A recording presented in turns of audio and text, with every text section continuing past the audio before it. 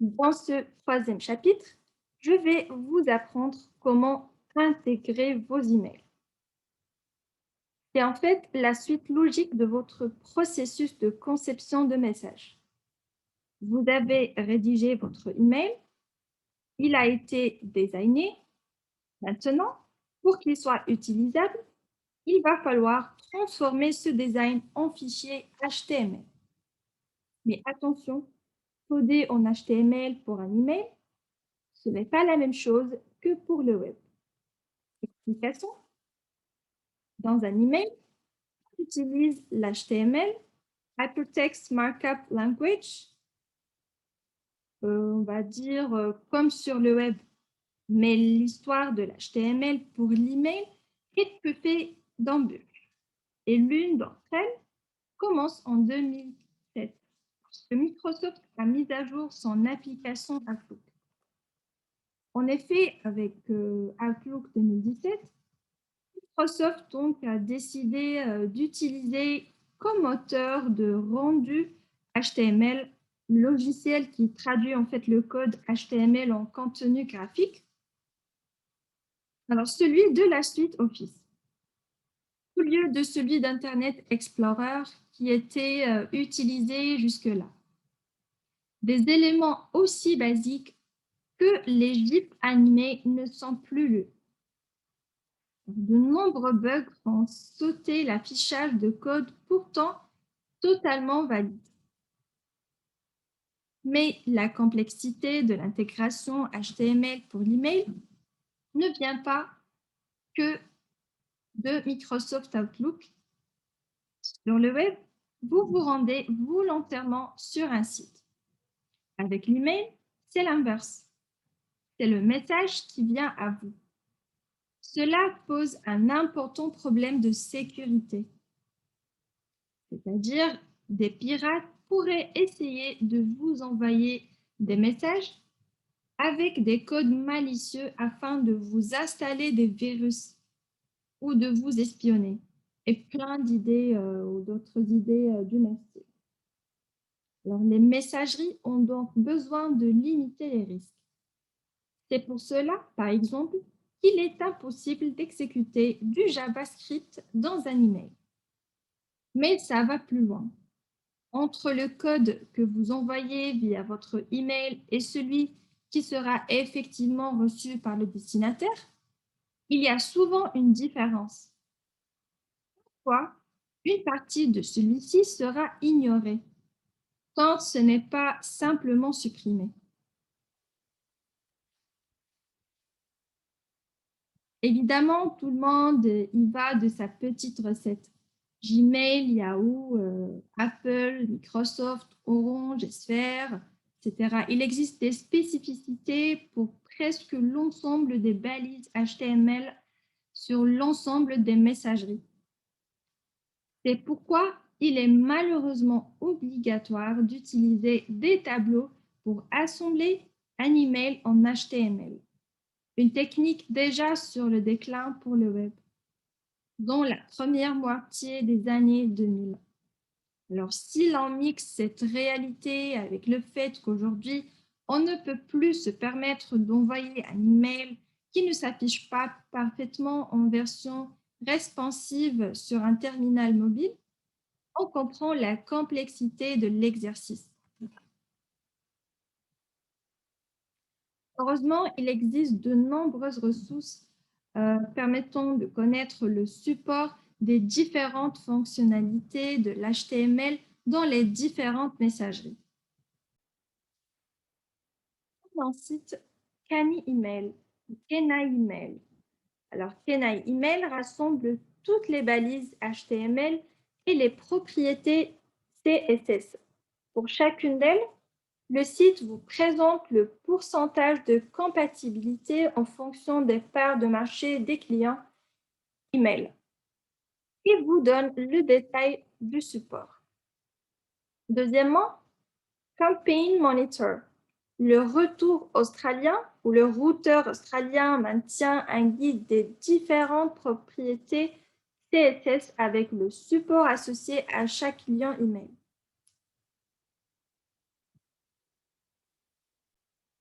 Alors, le codage d'email est donc rarement une discipline appréciée des intégrateurs HTML s'ils ne sont pas spécialisés dans l'email.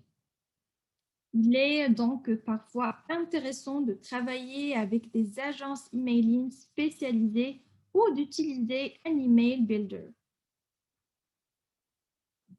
Alors, quoi qu'il arrive, connaître votre audience vous permettra de mieux cibler les techniques d'intégration HTML dont vous aurez besoin.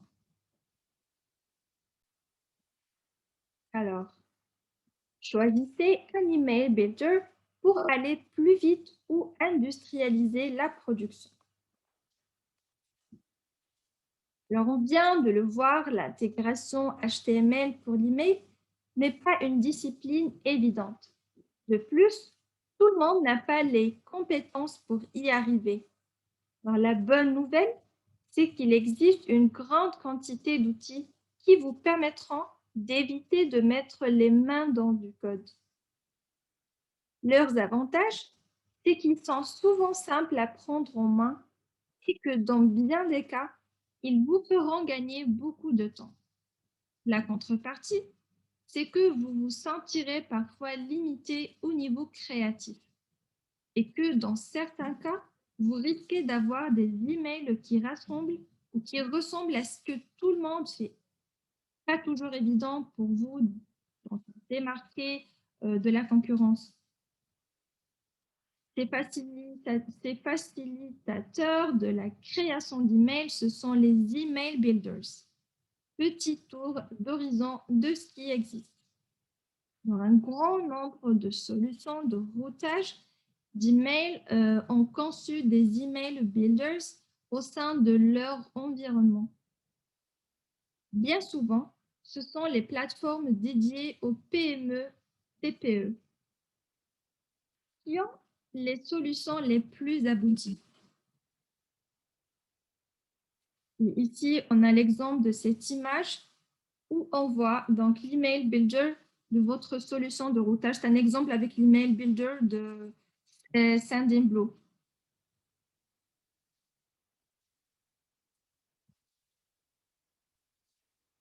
Et parmi les solutions de routage fréquemment utilisées en France et qui ont un email builder simple à utiliser, on a par exemple Sendinblue, Mailchimp, Mailjet, Sarbacane ou encore Message Business. Alors, par contre, les solutions plus pointues, utilisées plutôt par de grandes entreprises, ont rarement un email builder performant et ergonomique. Leurs clients préfèrent la plupart du temps passer par des agences ou encore des solutions spécialisées.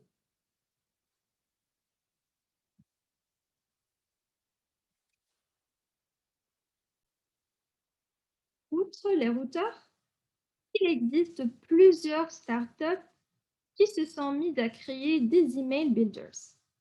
Plus simples encore, plus performants et plus riches.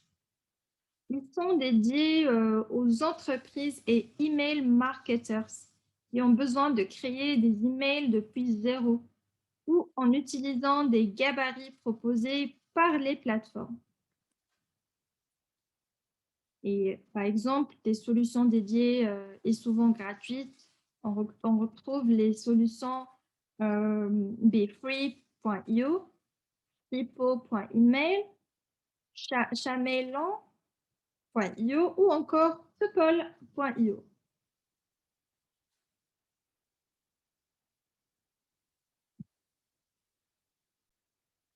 Et des solutions pro destinées à l'industrialisation.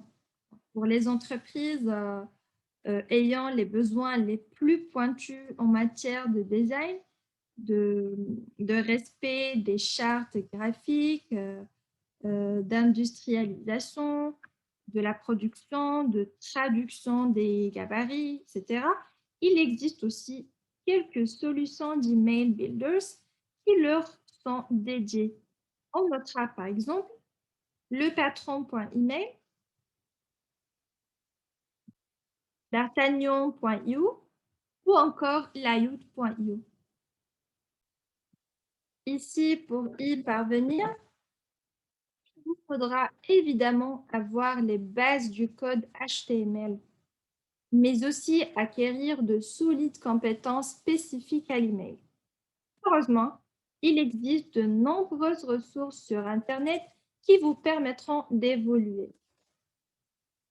Pour intégrer votre email directement en HTML, pour maîtriser vos créations, on peut dire que l'autre solution qui en fait est la plus classique, on va dire, est de coder l'HTML à la main, c'est-à-dire de prendre ou de concevoir un design, de le découper et de le développer en HTML de A à Z. Malheureusement, nous n'aurons pas l'occasion de traiter cet aspect dans ce cours ou cette formation et à vrai dire, il mériterait une formation à lui seul à part. Et donc, sinon, il existe aussi des agences, des freelances spécialisés dans l'intégration HTML pour l'email. Si votre entreprise en a les moyens, c'est une bonne manière d'obtenir un travail de qualité qui sera compatible avec la plupart des clients email.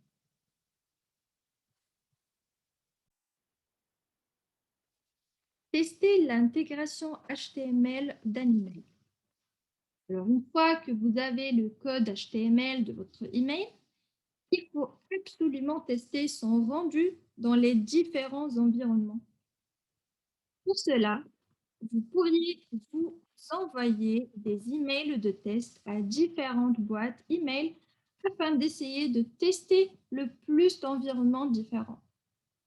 Malheureusement, c'est un travail fastidieux et il est compliqué de réussir à tester ou à tester l'ensemble des clients email.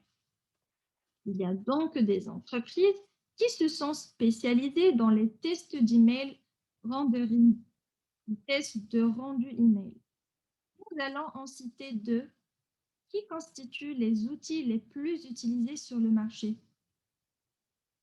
Il y a par exemple Litmus et puis Email en acide.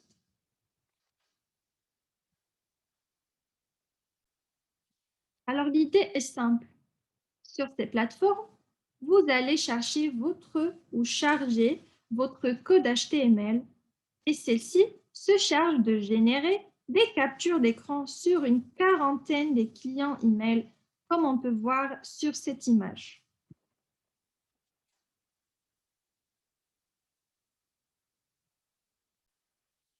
Vous pouvez aussi envoyer un email de test depuis votre routeur email directement à ces solutions qui, à nouveau, vous proposeront les fameuses captures d'écran.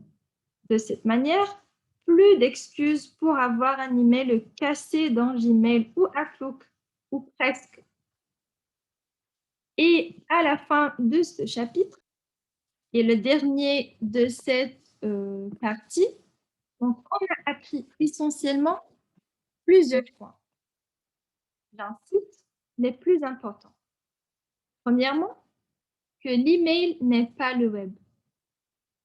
Rappelez-vous de ça. Deuxièmement, que le codage d'un email est rarement apprécié par les développeurs web.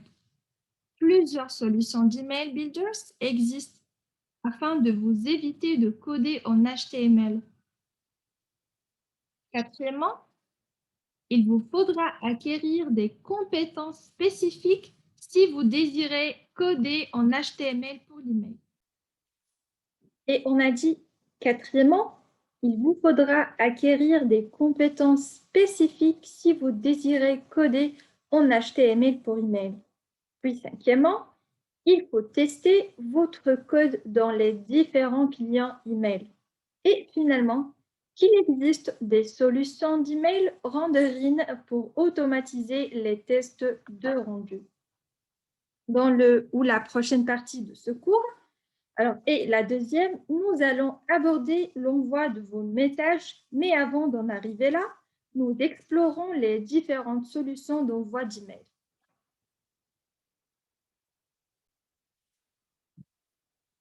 Alors, dans cette formation, il nous semblait important d'aborder l'envoi des campagnes en commençant par parler des solutions de gestion de campagnes email. Il en existe plusieurs dizaines et il n'est pas toujours évident de savoir laquelle est la plus pertinente. Alors, certaines sont simples, certaines sont bon marché, certaines sont très riches de fonctionnalités et d'autres coûtent chaque année le prix d'une petite maison à la campagne. Alors, premièrement, il faut identifier vos besoins. Alors, avant de vous lancer dans l'aventure du choix d'un routeur email, il faut absolument vous poser la question de quelle situation, ou plutôt quelle solution, on va dire, vous allez vouloir choisir. Alors, premièrement, l'autonomie et le niveau d'expertise.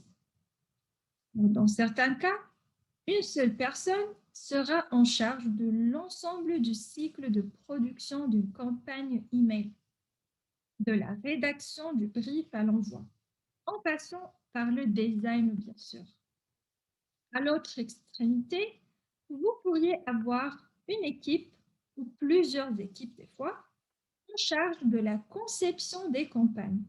Alors, dans ce cas, avoir un interlocuteur différent pour la rédaction, la préparation et la segmentation des données, ainsi de l'intégration HTML et la mise en place dans l'outil.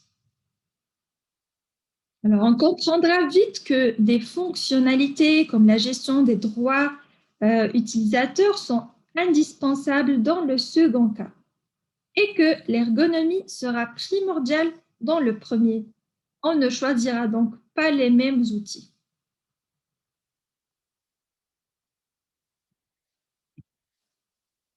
Deuxièmement, quels canaux désirez-vous exploiter?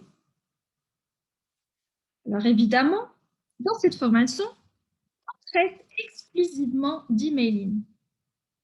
Mais la plupart des solutions de gestion de campagne email sont aussi capables d'adresser d'autres canaux. Vous aurez souvent accès à un module permettant d'envoyer des SMS, parfois la possibilité de créer des formulaires, plus rarement de gérer les notifications de votre application mobile ou de synchroniser vos adresses avec la plateforme publicitaire de Facebook. Alors, vous devriez donc vous poser la question des canaux ou que vous désirez exploiter avec cet outil.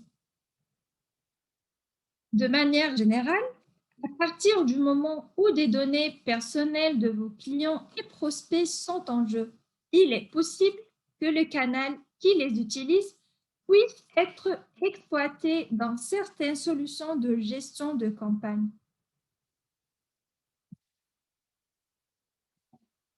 Avez-vous des besoins en automatisation marketing? Alors, dans cette formation toujours, jusque-là, nous avons principalement parlé d'envoi ad hoc. Mais en email marketing, il est parfois intéressant de programmer automatiquement des envois. Par exemple, si vous avez une date d'anniversaire pour la plupart de vos contacts, vous allez pouvoir leur envoyer un email d'anniversaire automatique au bon moment.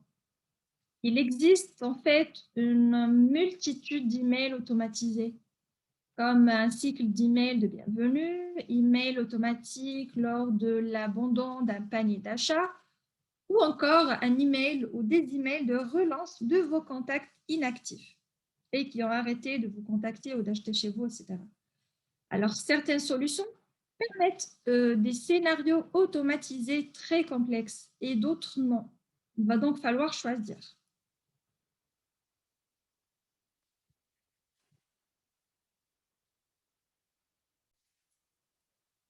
Maintenant, quel type de données allez-vous utiliser?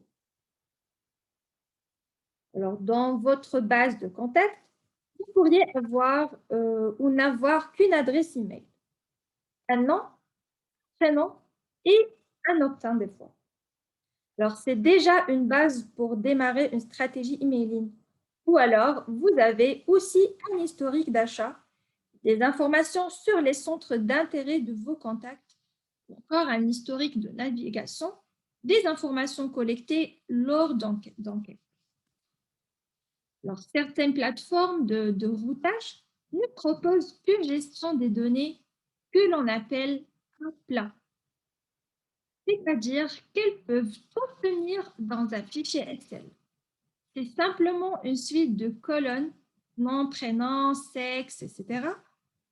D'autres plus avancés proposent ce que l'on appelle des tables relationnelles, c'est-à-dire c'est-à-dire que votre contact est relié à plusieurs transactions, à un historique de navigation ou à des enquêtes. Là aussi, les routeurs se distinguent grandement les uns des autres. Si vous désirez avoir une segmentation et ou une personnalisation avancée, vous allez besoin de beaucoup de données et de pouvoir les traiter, bien sûr.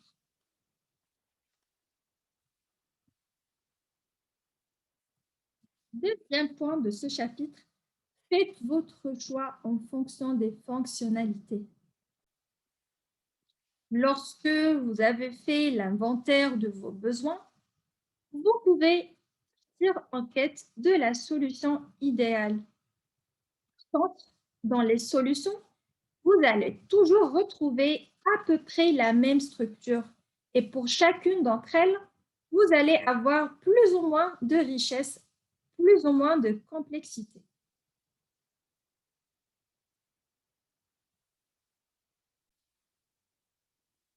Ici, la première chose ou le premier point, c'est la gestion de contact.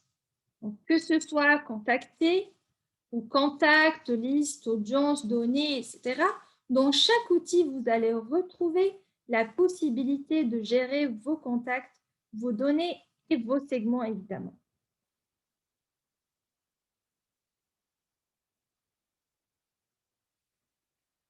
Deuxième point, c'est la création d'un message. Donc, soit via l'utilisation de l'email builder interne à l'outil, soit via l'importation d'un fichier HTML, vous allez être capable de créer des messages. Cela veut dire aussi leur attribuer un objet, un nom d'expéditeur et toute une série d'autres options qui seront propres à chaque outil.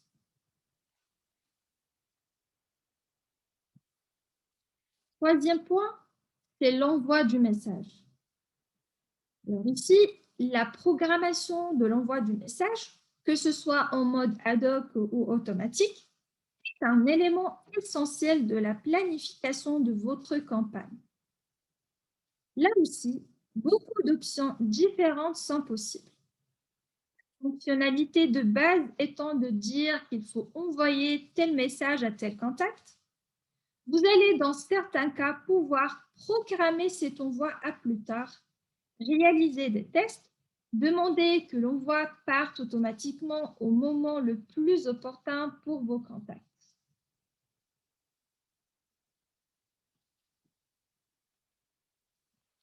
Et puis, on a les statistiques. Alors, une fois votre campagne déjà envoyée, vous allez désirer connaître les performances de celle-ci. Nous verrons ceci en détail dans la partie 4 de cette formation. Et puis, encore une fois, on peut retrouver les statistiques très basiques et communes ou aller beaucoup plus loin. Le point suivant, c'est quelques services qui vous permettront de choisir une solution en fonction de vos besoins. Je propose le benchmark de l'agence ou de l'agence Bad Sender. G2 Crowd Email Marketing ou encore Capterra Email Marketing. Alors ici, ce ne sera pas le cas dans d'autres solutions, mais évidemment, vous en paierez aussi le prix. Donc, à vous de voir. Mais clairement, le niveau d'assistance du support client de la solution, c'est le service connexe, c'est le service annexe que vous devez absolument challenger avant de faire le choix d'une solution.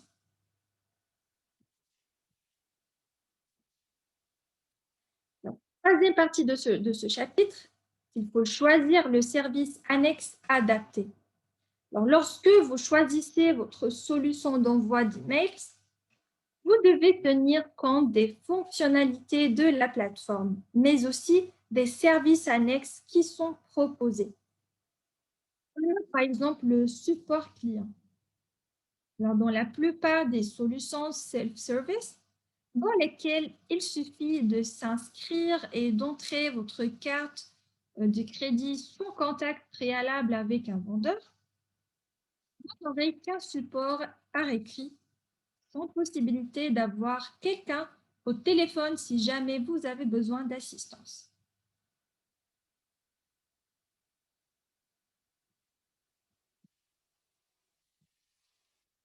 Et puis, on a les autres services. Par exemple, studio de design et d'intégration, consultant pour vous aider sur votre stratégie emailing, data scientist pour vous aider à travailler sur vos données, service technique apte à prendre en charge la migration depuis votre ancienne solution, support délivrabilité capable de vous aider quand vos emails arrivent en spam et bien d'autres. Alors, les routeurs peuvent proposer de nombreux services additionnels à ce que vous imaginez. Prenez le temps d'y penser. Et là, je vous pose la question, est-ce que vous allez avoir besoin d'eux réellement?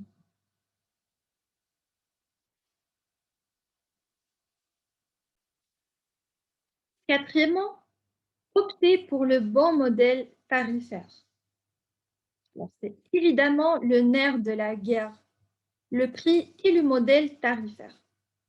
On peut distinguer trois bases différentes. Un modèle basé sur le nombre d'emails envoyés. Et dans ce modèle, vous payez en fonction du nombre d'emails que vous allez envoyer. Soit vous payez un pack d'emails à consommer, par exemple 10 000 emails pour 20 €, soit vous payez chaque mois un forfait avec un nombre d'emails à envoyer dans le mois.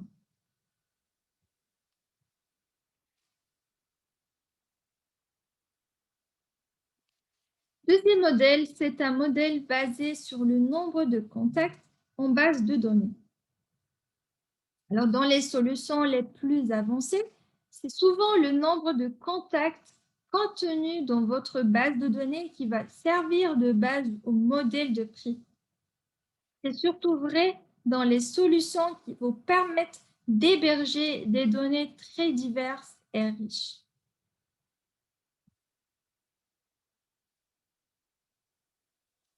Puis, on a le troisième modèle qui est un modèle en fonction des fonctionnalités demandées. Alors, sur certaines plateformes, plus vous désirez avoir de fonctionnalités, plus la licence mensuelle sera onéreuse. Pour chaque nouveau module que vous désirez activer, il faudra donc passer à la caisse. Et puis, on a un mix de ces différents modèles. Généralement, il est assez rare qu'un seul modèle tarifaire soit utilisé par les solutions de routage et la plupart du temps, c'est un mix entre tous ces modèles qui est proposé. Et en arrivant à la fin de ce chapitre, j'espère que vous avez appris le maximum sur le choix de la solution d'envoi. Et pour résumer, les 5 points les plus importants qu'on a vus dans ce premier chapitre de cette deuxième partie sont comme suit. Premièrement, que vous devez identifier votre niveau d'expertise et la structure de l'équipe en charge de la production de vos emails. Deuxièmement, que vous devez lister les canaux que vous désirez exploiter.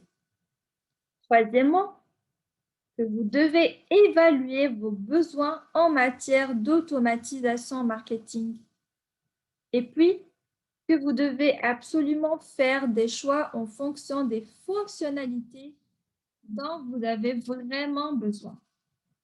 Finalement, vous devez vérifier quels services annexes peuvent vous être utiles.